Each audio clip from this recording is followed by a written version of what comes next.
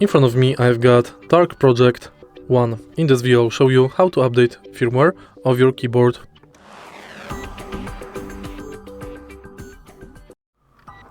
In the beginning, let's go to Dark Project EU. Now go to drivers and manual. In my case it's violet, so let's select violet and go to web software. Select device, select your keyboard, and as you can see, if the firmware version update is available, you'll get notification here. Tap it.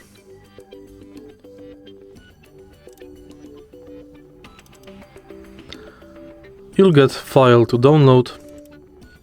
Select it. Tap OK. And firmware update is being installed.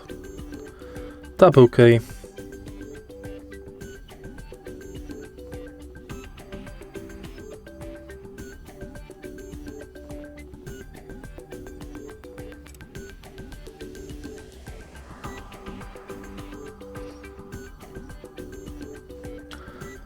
And it's done. Now you can close the app.